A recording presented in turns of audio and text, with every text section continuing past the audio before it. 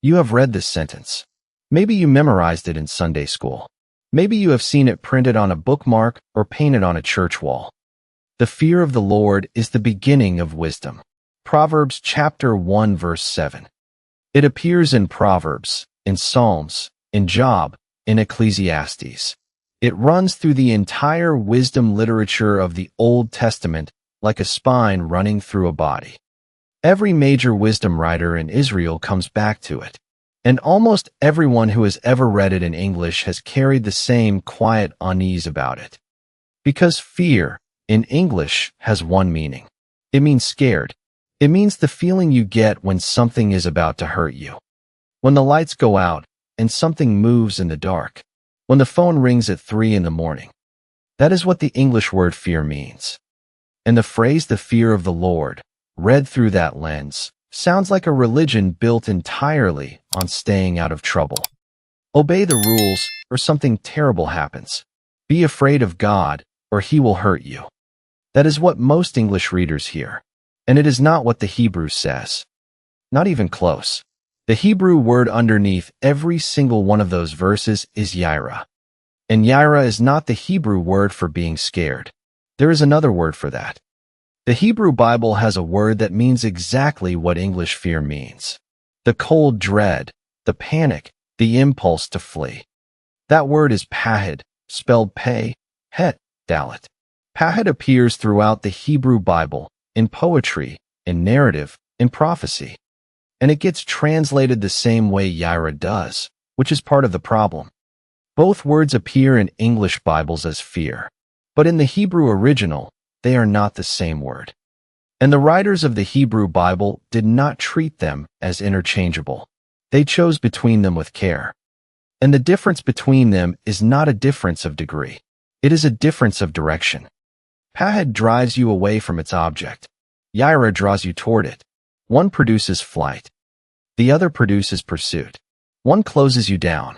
The other opens you up.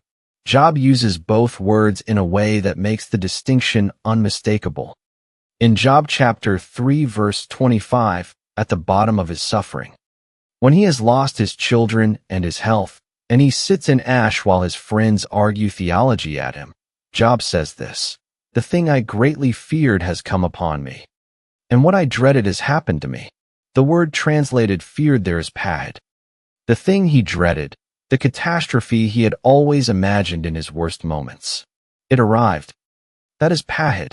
It is the fear of a man who knows something bad is possible and cannot stop thinking about it. But in Job chapter 1 verse 1, the very first line in which Job is described as a person before any of the disaster has happened, the text introduces him like this. There was a man in the land of Uz whose name was Job. And that man was blameless and upright, one who feared God and turned away from evil. The word translated feared there is yirah, the same root as yirah. Job feared God. Not in the way he feared the calamity. In a completely different way. One of those fears eventually arrived and shattered him. The other was the thing he never lost. Not in the ash heap. Not in the argument with his friends. Not in the silence of God stretching on for chapter after chapter. The yirah endured. The pahad was the thing that cost him everything. The yirah was the thing that carried him through. Let that settle for a moment. The man who lost everything, who sat in dust and wished the day of his birth had never existed, is described at the start and at the close of the story as a man who feared God. Not past tense. Not used to fear God before the disaster broke him. It is the description the book of Job wraps around the entire narrative. And the word chosen is not pahad, not terror, not the fear that makes you run. It is yirah, the awe that somehow survived the furnace. Now look at what the wisdom writers do with that word once it is established. Proverbs 1 verse 7. The fear of the Lord is the beginning of wisdom. In Hebrew, yirah Adonai reshit. Take each word. Yirah is the construct form of yirah, which means it is in relationship with what follows. The fear that belongs to the Lord. Adonai is the Hebrew word for Lord used in place of the divine name, wherever the text would otherwise speak the name. Reshit means beginning, firstness, the primary thing.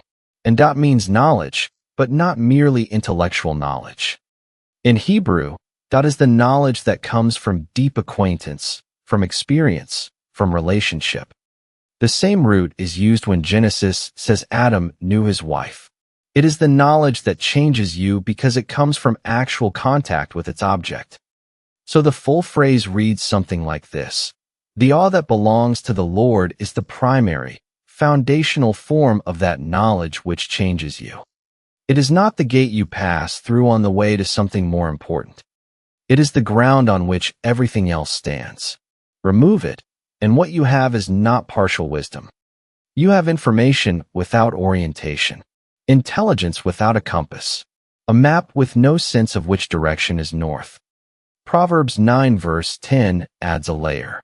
The fear of the Lord is the beginning of wisdom, and the knowledge of the Holy One is understanding. The parallelism here is doing deliberate theological work.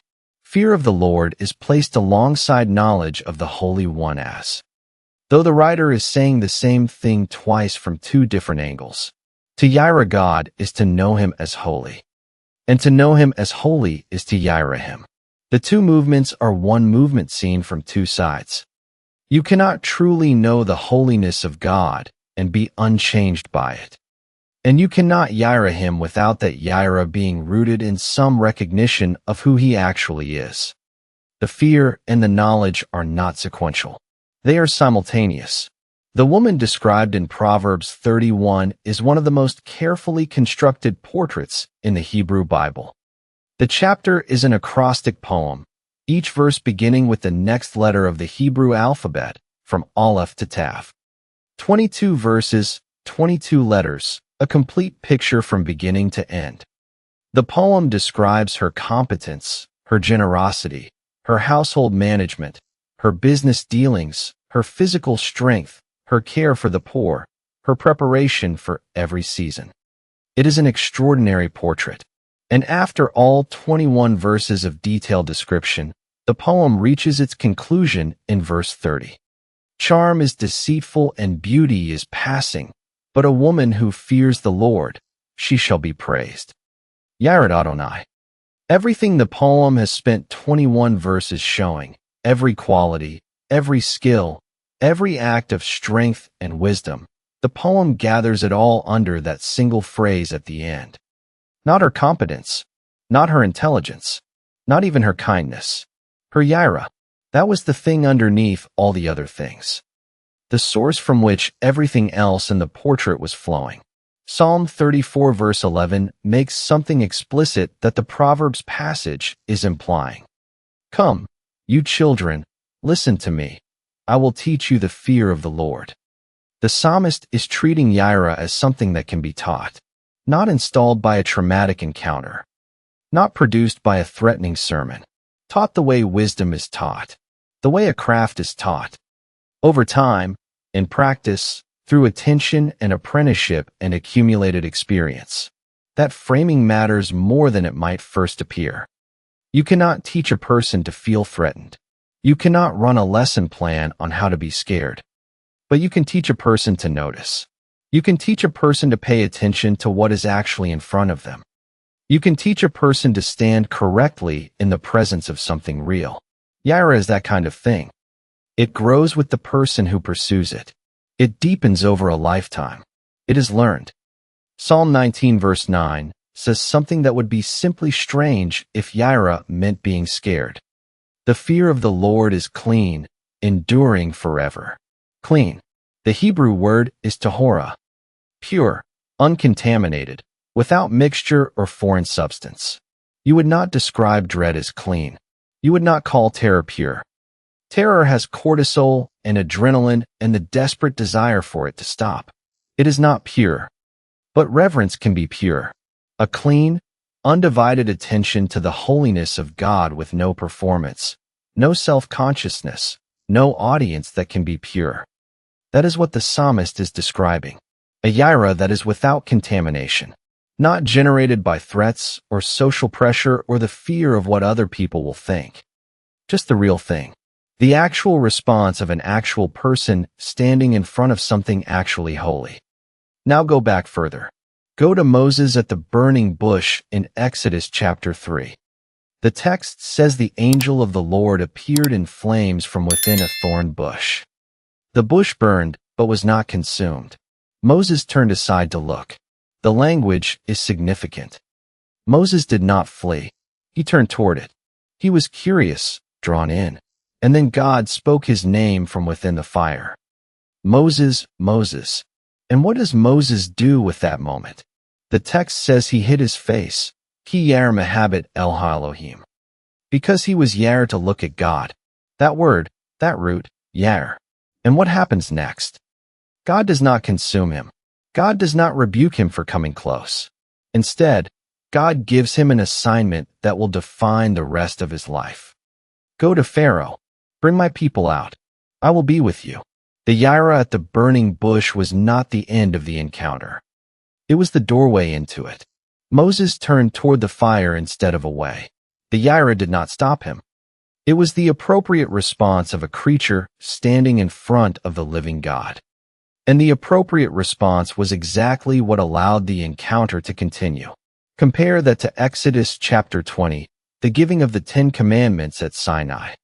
The people of Israel stand at the base of the mountain and watch the lightning, the smoke, the fire, the thunder. The mountain trembles, and the people draw back. They say to Moses, "You speak with us, and we will hear, but let not God speak with us, lest we die." And Moses answers them with a sentence that holds both words at once in the same breath.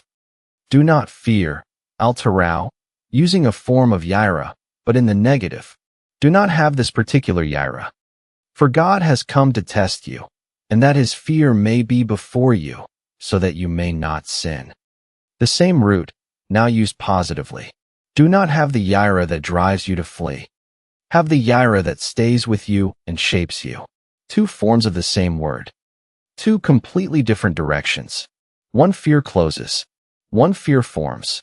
Moses makes the distinction inside a single sentence spoken to a terrified crowd at the foot of a burning mountain. The fear that destroys and the fear that makes you wise are being distinguished right here by the same man in the same moment. Abraham provides another angle. In Genesis chapter 22, after the binding of Isaac, after the angel stops Abraham's hand and the ram appears in the thicket, God says this, "Now I know that you fear God, since you have not withheld your son, your only son, from me." The word is yirah. Abraham feared God, and the evidence of that fear was not that he ran from God. The evidence was that he went where God sent him, even when the destination was the thing he loved most. Yirah in Abraham looked like movement toward God, even when movement toward God cost everything. It looked like trust expressed through action. It did not look like a man huddled under a roof hoping the deity would notice him. It looked like a man on a mountain, knife raised, waiting on a word from the God he had spent his whole life walking with. The Hebrew midwives in Exodus chapter 1 add one more dimension. Pharaoh commands them to kill every male child born to the Hebrew women. The text says they did not do it. And the reason given is this: but the midwives feared God and did not do as the king of Egypt commanded them. Yirah. They feared God. And what did fearing God look like in that moment? It looked like defying Pharaoh. It looked like civil disobedience at personal risk. It looked like choosing the authority of one king over the authority of another. Because they understood which king was actually in charge. Yirah in the midwives was not a private interior feeling. It was a political act. It shaped their decisions under pressure. It told them what was actually real when two different versions of reality were being placed in front of them. That is what yirah does. It orients you correctly toward what is actually there. Now look at what Isaiah does with yirah in a passage that most readers walk past. Isaiah chapter 11 is one of the great messianic texts in the Hebrew Bible. The opening verses describe the coming king, the shoot from the stump of Jesse, the branch that will grow from the root of David after everything has been cut down. And the passage lists the gifts the Spirit of the Lord will give him. the spirit of wisdom and understanding, the spirit of counsel and might, the spirit of knowledge and of the fear of the Lord. Yirah Adonai. The Messiah himself will be given yirah as a gift of the Spirit. One of the 7 gifts named in this passage is yirah. That alone is worth pausing on. The coming king, the one through whom God will restore everything, is given the fear of the Lord as a defining gift of his anointing. But the passage does not stop there. Verse 3 says something that almost nobody notices. His delight is in the fear of the Lord. Not just that he will have it. He will delight in it. The Hebrew word for delight here is riyak, which literally means a fragrance, a pleasing smell, the kind of thing you lean toward. Because it is good. The coming king does not carry yirah as a burden. He does not perform yirah because it is required. He finds it beautiful. He wants it the way you want something that brings you deep joy. He leans into it. That picture completely reframes what the fear of the Lord is supposed to feel like from the inside. It is not weight. It is not pressure. It is not the spiritual equivalent of walking on eggshells around a volatile employer. It is something the Messiah himself chose, delighted in, and was anointed to carry into the world. Psalm 115 verse 11 places the 2 responses next to each other in a single sentence. You who fear the Lord, trust in the Lord. Yireh Adonai b'tshuvi Adonai. Fear him and trust him. Same person, same breath, same command. If fear meant being scared, that sentence would be incoherent. You do not trust the thing that terrifies you. You endure it. You hide from it. You placate it. But you do not trust it. Trust requires a relationship. Trust requires believing that the one you are trusting is for you, not against you. Yirah and trust coexisting in the same sentence is not a contradiction. It is the whole picture compressed into 7 Hebrew words. Stand in awe of who he is and lean the full weight of your life on him, both at once. That is the posture the psalmist is pointing toward. Psalm 111 verse 10 echoes the same theme, but from a different angle. The fear of the Lord is the beginning of wisdom. A good understanding have all those who do it. Do it. The Hebrew is osihim, a doer of it. Someone who does yirah, not someone who feels it in a moment of religious emotion and moves on. Someone who makes it a practice, who returns to it, who builds a life shaped by that orientation. Understanding in this verse is not the reward for the emotional experience of awe. It is the product of the ongoing practice of correctly positioning yourself before God. Which brings us to the New Testament, because the Greek writers who carry this tradition into the next era are making choices that trace directly back to this Hebrew distinction. Paul, writing to the church in Rome, describes the spirit that followers of Jesus have received. Romans chapter 8 verse 15. For you did not receive the spirit of bondage again to fear, but you received the spirit of adoption by whom we cry out, Abba, Father. The Greek word translated fear there is phobos. And what Paul is doing is identifying the kind of fear that the gospel replaces. Not yirah, not reverential awe that pulls you into a relationship with a living God. He is replacing pahad, the fear of a slave who obeys to avoid the whip, the fear of a creature who approaches God only. Because the consequences of not approaching are worse. That fear, Paul says, is gone. What replaced it is not the absence of awe. What replaced it is adoption. A son who calls his father Abba does not stop knowing who his father is. He does not lose the recognition of the father's greatness. He stands in a relationship with it instead of a distance from it. He knows whose household he is in. And that knowing, that weight of recognizing who you are standing before, is yirah, just held inside a different relationship than it was before. 1 John chapter 4 verse 18 is often quoted in these conversations. There is no fear in love, but perfect love casts out fear, because fear involves torment. Read carefully. John is naming a specific kind of fear, the fear of condemnation, the fear that if God sees me clearly, he will destroy me. That is pahad. That is the fear that perfect love displaces. And John says love casts it out. Because the person who has been perfected in love, the person who has fully received what God has given, knows they are not standing before a judge looking for reasons to condemn. They are standing before a Father who has already done the costly thing to bring them home. That fear goes. But then John, in the same writings, in Revelation chapter 14 verse 7, hears an angel fly through the middle of heaven declaring to every nation, tribe, tongue, and people, fear God and give glory to him. The same John, the same apostle, different word, same direction. The fear of punishment is gone. The yirah is permanent. Look at the disciples in the boat in Mark chapter 4. A storm comes. Water is crashing over the sides. Jesus is asleep on a cushion in the stern. They wake him.